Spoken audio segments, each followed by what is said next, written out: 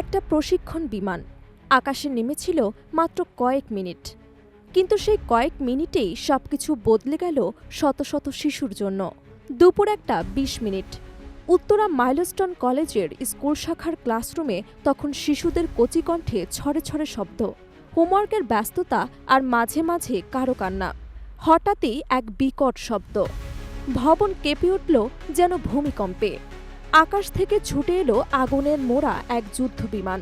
বিস্ফোরণ, ধোঁয়া, আতঙ্ক, আর তারপরে কেবল কান্না।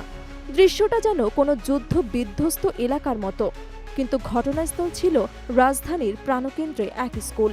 আইএসপিআর জানিয়েছে এটি ছিল বাংলাদেশ বিমান বাহিনীর একটি F-7 BGI প্রশিক্ষণ বিমান। দুপুর 1:06 উড্ডয়ন করেছিল, উড়েছিল মোটে 13 মিনিট।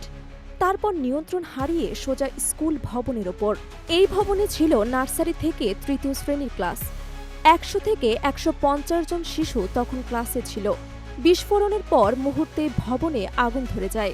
শিক্ষক শিক্ষার্থী ছোটাছুটি করতে থাকে, কারো পোশাকে আগুন, কারো মুখে রক্ত, কারো কান্নায় থামে না। দ্রুত ফায়ার সার্ভিস এবং সেনাবাহিনী ছুটে যায়। আটকে পড়া শিশুদের বের করে আনা হয়। উত্তরা, টঙ্গী, কুর্মিটোলা, যেখানে যা ছিল সব ফায়ার ইউনিট ছুটে আসে।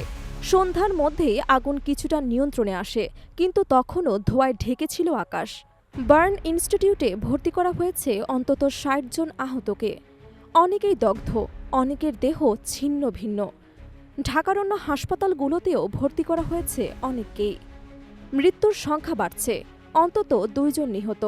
তাদের কেউ শিক্ষক, কেউ কর্মচারী, এমনটাই ধারণা করা হচ্ছে। আহতদের অনেকের সংখ্যাই আশঙ্কাজনক। এখনও ঠিক বোঝা যাচ্ছে না কী কারণে এই দুর্ঘটনা। বিমান বাহিনী তদন্ত কমিটি গঠন করেছে। প্রাথমিকভাবে বলছে যান্ত্রিক ত্রুটিই দায়ী। তবে এই দুর্ঘটনা শুধু একটি সংবাদ নয়, এটা যেন দেশের প্রতিটি অভিভাবকের কপালে নতুন চিন্তার ভাঁজ। প্রধান উপদেষ্টা ক্ষতিগ্রস্ত পরিবারগুলোর প্রতি সমবেদনা জানিয়েছেন এবং নির্দেশ দিয়েছেন দ্রুত এবং কার্যকর চিকিৎসার ব্যবস্থা করার। মাইলস্টোন স্কুল এবং আশেপাশের কয়েকটি শিক্ষা প্রতিষ্ঠান সাময়িকভাবে বন্ধ করার ঘোষণা দেওয়া হয়েছে। উত্তরা এলাকার ওপর নিরাপত্তা বলয় জোরদার করা হয়েছে। তবে একটাই প্রশ্ন, এই দুর্ঘটনা কি আটকানো যেত না? শিশুদের ওপর এমন ঝুঁকি কি একটু কমানো যেত না?